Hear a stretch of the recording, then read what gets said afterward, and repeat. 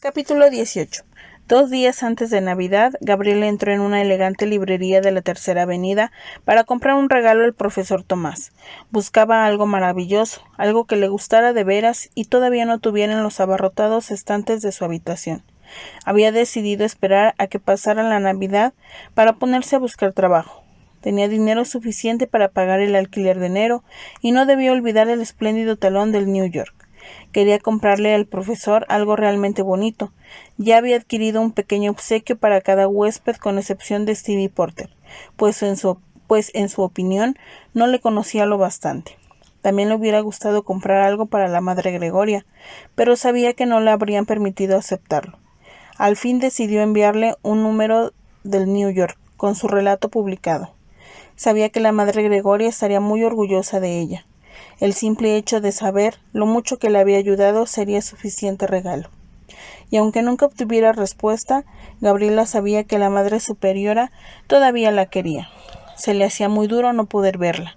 Era la primera Navidad desde su ingreso en el convento que pasaba sin ella. La librería tenía libros nuevos, así como una sección de libros antiguos encuadernados en piel y hasta algunas primeras ediciones. Gabriela se quedó de piedra al ver los precios. Algunos ascendían a varios miles de dólares. Finalmente eligió algo que sabía que agradaría al profesor. Eran 3 tomos muy antiguos de un autor que el profesor mencionaba a menudo. Estaban encuadernados en piel y se notaba que habían sido muy leídos y sostenidos por manos respetuosas. Y al ir a pagar, contó el dinero lenta y detenidamente. En su vida había comprado algo tan caro, pero el profesor lo merecía. Una estupenda elección, dijo el joven inglés que atendía la caja registradora. Los compré en Londres el año pasado y me sorprendió que no me los quitaran de las manos el primer día. Es una edición excepcional.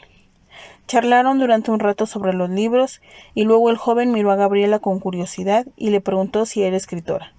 Sí, respondió con cautela. O mejor dicho, empiezo a hacerlo. Acabo de vender un relato al New York, gracias al hombre a quien va destinada esta colección. ¿Es tu agente? No, un amigo. El joven le contó que él también escribía y llevaba un año trabajando en su primera novela. Yo todavía estoy con los relatos, sonrió ella. Dudo que algún día reúne el valor suficiente para escribir una novela. Seguro que sí, repuso él, aunque no sé si deseártelo. Yo empecé con relatos cortos y poesía, pero como bien sabrás, es muy difícil vivir de la literatura. Lo sé, dijo Gabriela. He estado trabajando de camarera. Yo también trabajo de camarero en el East Village y en el Lanes, y ahora trabajo aquí. De hecho, soy el encargado y me dejan hacer algunas compras. Los propietarios de la librería viven en las Bermudas. Están jubilados y compraron el negocio porque adoran los libros. Los dos son escritores. El joven mencionó 2 nombres que impresionaron a Gabriela. Luego la miró con curiosidad. Supongo que no te interesaría dejar de servir mesas. Sabía que las propinas eran buenas, pero el trabajo era duro y la jornada larga. Acaban de despedirme esta misma semana, sonrió Gabriela. Feliz Navidad. La mujer que trabajaba aquí conmigo está a punto de dar a luz y el próximo viernes se marcha. ¿Te interesaría ocupar su puesto? El salario no está mal y puedes leer lo que quieras cuando la cosa esté tranquila. El joven sonrió con timidez. Además dicen que no es tan horrible trabajar para mí. Por cierto, me llamo Ian Jones. Entusiasmada por la oferta, Gabriela se presentó y le estrechó la mano. Ian le mencionó el sueldo y era más de lo que Gabriela ganaba en Baums, trabajando 12 horas al día, propinas incluidas. Y esa era exactamente la clase de trabajo que quería. Se ofreció a darle referencias, pero Ian le dijo que no era necesario. Le gustaba su aspecto y sus modales. Era educada, inteligente y para colmo escritora. En su opinión, era perfecta. Y Gabriela aceptó empezar el día después de Año Nuevo. Con los libros debajo del brazo, subió al autobús con una ancha sonrisa. Y cuando llegó a casa, entró en el vestíbulo como un torbellino. ¿Has vendido otro relato?, preguntó exaltada la señora Bolinsky cuando salió a recibirla. Casi mejor que eso. He conseguido un trabajo estupendo en una librería. Empezaré después de Año Nuevo. Cuando el profesor Tomás se enteró de la noticia, se alegró mucho por Gabriela. Últimamente no se encontraba muy bien. Tenía la gripe e iba caminando de pillar una bronquitis. Con todo, estaba feliz por Gabriela, y se pusieron a charlar en su habitación mientras él permanecía envuelto en su viaje y cálido albornoz. Gabriela ardía en deseos de darle regalo, pero estaba decidida a esperar hasta la mañana de Navidad. Y camino de su habitación tropezó con Stevie Porter. El muchacho estaba alicaído y enseguida reparó en la alegría de Gabriela. Esta le contó que había encontrado trabajo y Stevie la felicitó y comentó que envidiaba su suerte. Llevaba un mes en Nueva York acudiendo a un sinfín de entrevistas y por ahora no le había salido nada, y dijo que se le estaba acabando el dinero. Me han dicho que vendiste un relato al New York, comentó con admiración.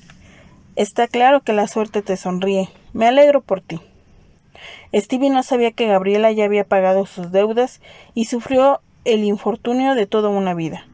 A Gabriela, no obstante, le dio pena verlo tan deprimido. Le parecía injusto estar tan de buen humor sabiendo que Stevie estaba pasando por un mal momento, y de repente lamentó todas las cosas desagradables que había dicho de él. Por cierto, gracias por la guirnalda. Era la primera vez que le agradecía algo. Cruzaré los dedos por ti. Gracias, lo necesito. Stevie empezó a alejarse, pero de repente se volvió con cierto titubeo. Hace tiempo que quiero proponerte algo, pero tenía miedo de que te pareciera un poco raro. ¿Querrías acompañarme a la misa del gallo?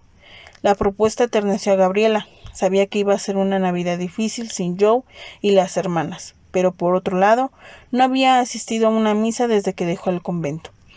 Dudo que quiera ir, pero si cambio de opinión te lo haré saber. Gracias de todos modos. No se merecen. Stevie sonrió y bajó a recoger sus mensajes. Como estaba buscando trabajo, tenía que hacer muchas llamadas telefónicas. Gabriela reconoció lo mal que le había juzgado. El profesor Tomás tenía razón, era un buen tipo, y también lo era Ian Jones, su nuevo jefe. Seguro que se llevarían bien. Había comentado que vivía con una chica, así que su interés por Gaby era estrictamente profesional e intelectual. Gabriela estaba encantada, pues no tenía interés en salir con hombres. Todavía echaba de menos a Joe, y a veces se preguntaba si algún día estaría preparada para dejar entrar a otra persona en su vida. No podía imaginar la posibilidad de conocer a alguien que se pareciera a Joe. Con todo, la invitación de Stevie había sido todo un detalle, y últimamente se hallaba de tan buen humor que estaba más abierta a la posibilidad de ser su amiga. Así se lo dijo el profesor Tomás esa noche, cuando fue a verlo a su cuarto con una bolsa de comida comprada en una cafetería. Creo que tienes razón con respecto a Stevie, admitió Gabriela. Parece un buen chico. Dice que le está costando mucho encontrar trabajo. Parece increíble, un joven tan brillante. Por lo visto fue a Yale y se graduó con matrícula de honor. Y tiene un máster de dirección de empresas de la Universidad de Stanford. Impresionante. Era una de las razones por las que deseaba que Gabriela saliera con él. Stevie era un hombre inteligente y educado, y el profesor estaba seguro de que, una vez encontrara trabajo, llegaría lejos. Solo tenía que ser paciente. Y mientras escuchaba, Gaby comprendió lo afortunada que era por haber encontrado un trabajo de su agrado, a los pocos días de haberse quedado en la calle. Todavía recordaba la escena de la niña en el restaurante y sabía que siempre se alegraría de haber salido en su defensa. Quizá ello serviría para que algún día Allison se diera cuenta de que había gente que se preocupaba por ella. La tos del profesor sonaba cada vez peor, de modo que Gabriela le dejó descansar y subió a su habitación a escribir. Al llegar a la puerta encontró una nota de Stevie. Era cortés y estaba bien redactada. Querida Gaby, gracias por infundirme ánimo. En estos momentos lo necesito. Últimamente he tenido muchos problemas familiares. Mi madre lleva enferma 1 año y mi padre murió el invierno pasado. A todos nos iría bien un poco de alegría y ahora mismo no puedo regresar a Des Moines. Así que si decides acompañarme a la misa del gallo, me harás muy feliz. Si no te apetece, podríamos vernos en otra ocasión. ¿Qué te parece una cena? Soy un gran cocinero y podría demostrártelo si la señora Bolinsky me dejara utilizar su cocina. Filetes, espagueti, pizza, lo que quieras. Espero que estas navidades terminen para ti con tanta fortuna como empezaron. Te lo mereces, Stevie. Conmovida por lo que Stevie contaba de su familia, Gabriela volvió a leer la nota detenidamente. El muchacho estaba pasando por un mal momento y se prometió que a partir de ahora sería agradable con él. No entendía por qué al principio le había caído tan mal. Quizá le pareció que se esforzaba demasiado por ser amable. ¿Y qué tenía eso de malo? Gabriela se avergonzaba ahora de su desconfianza y decidió acompañarle a la misa del gallo. Además, tenía que rezar por Joe y la madre Gregoria. Dejó la nota sobre la cómoda, sacó su cuaderno y se olvidó de Stevie. No volvió a verlo hasta el día de Nochebuena, cuando fue a decirle que estaría encantada de ir a la misa del gallo con él. Stevie se lo agradeció profusamente, consiguiendo con ello que Gabriela se sintiera aún peor por las cosas que había dicho de él. Deberías sentirte culpable, le regañó el profesor Tomás cuando esa noche ella le llevó la cena al cuarto. Es un buen muchacho y lo está pasando mal. Stevie recibió un montón de mensajes cada día, pero todavía no había conseguido trabajo. El profesor temía que el muchacho apuntara demasiado alto y pretendiera dirigir General Motors desde el primer día. Pero por mucho que hubiera dicho Gaby al principio, al profesor no le parecía arrogante, solo listo y despreocupado. Stevie y Gabriela se reunieron en el vestíbulo a las 11:30 y salieron al frío glacial de la noche. Había hielo en el suelo y el aire se llenaba de escarcha cuando abrían la boca. Apenas hablaron en todo el camino, pues el aire les quemaba los pulmones. La iglesia de San Andrés era pequeña y estaba a rebosar, y Gabriela tuvo una intensa sensación de familiaridad cuando se sentó en el banco junto a Stevie. El incienso era fuerte, habían cientos de velas encendidas, y luego estaba el olor de las ramas de pino del altar. Era como volver a casa, y la pena y la nostalgia la embargaron. Permaneció arrodillada durante casi toda la ceremonia, y cuando Stevie la miró, vio que estaba llorando. Aunque no quería molestarla, posó una mano amable sobre su hombro para que supiera que estaba con ella, y luego la retiró para respetar su intimidad. Los cánticos fueron especialmente bonitos esa noche, y Gabriela los conocía todos. Los feligreses cantaron al unísono Noche de Paz, y ambos sollozaron cuando el coro entonó el Ave María. Tanto ella como Stevie tenían recuerdos dolorosos. Stevie había perdido a su padre y su madre estaba enferma y no podía ir a verla. Terminada la misa, Gabriela fue a un altar menor y encendió 3 velas a la Virgen, una para la madre Gregoria, otra para Joe y otra para su bebé. Rezó por sus almas y salió de la iglesia con aire taciturno. Stevie esperó un rato antes de hablar y entonces comentó lo duro que era estar lejos de casa y perder a los seres queridos. Gabriela aspiró profundamente y asintió con la cabeza. Tengo la impresión de que este año tampoco ha sido fácil para ti, comentó él. La había visto llorando, pero no se lo dijo. No, no lo ha sido. Caminaban el uno junto al otro, y Stevie tenían cuidado de no tocarla. No obstante, Gabriela había sentido en la iglesia el tacto amable de su mano cuando estaba llorando. Este año murieron 2 personas a las que quería mucho, y hay una tercera a la que ya no puedo ver. Estaba pasando por un momento muy difícil cuando me instalé en la casa de la señora Bolisky. Con ello, Gabriela intentaba decirle que entendía su sufrimiento. La señora Bolisky se está portando muy bien conmigo, dijo Stevie. La pobre se pasa el día atendiendo mis llamadas. Estoy segura de que no le importa. Estaban a una manzana de casa cuando de repente él le propuso ir a tomar una taza de café. Era la 1 de la madrugada, pero la cafetería de la esquina todavía estaba abierta. De acuerdo. Gabriela sabía que si iba a casa empezaría a pensar en Joe y acabaría llorando. Era Nochebuena y le resultaba imposible no sentirse sola. Los dos necesitaban compañía. Stevie tenía sus propias penas y preocupaciones por las que llorar. Le contó que había crecido en Des Moines y estudiado en Yale y Stanford. Le encantaba California, pero pensó que en Nueva York encontraría un trabajo mejor. Ahora le preocupaba haber tomado la decisión equivocada. Date tiempo, le animó ella, y entonces Stevie le dijo que se había enterado de que había vivido en un convento. Así es, viví 12 años en el convento de San Mateo. Era postulante, pero me marché por razones complicadas. La vida puede ser muy complicada, ¿no crees? Es una pena, a veces se diría que nada es fácil. A veces es más fácil de lo que pensamos. Creo que somos nosotros mismos quienes complicamos las cosas, o por lo menos estoy empezando a creerlo así. Las cosas pueden ser más difíciles si dejamos que lo sean. Ojalá pudiera creerte, dijo Stevie, mientras la camarera le servía la taza de café, esta vez descafeinado. Stevie le contó que había estado prometido a una muchacha que conoció en Yale. Tenían planeado casarse el 4 de julio pasado, pero 2 semanas antes de la boda, su novia se mató en un accidente de coche cuando iba a reunirse con él. Stevie comentó que eso había cambiado su vida para siempre, y luego decidió sincerarse del todo. Las lágrimas le anegaban los ojos cuando le contó que lo peor era que ella estaba embarazada. No era el motivo por el que iban a casarse, pero adelantaron la boda unos meses, y él estaba muy ilusionado con el futuro bebé. Gaby escuchaba estupefacta.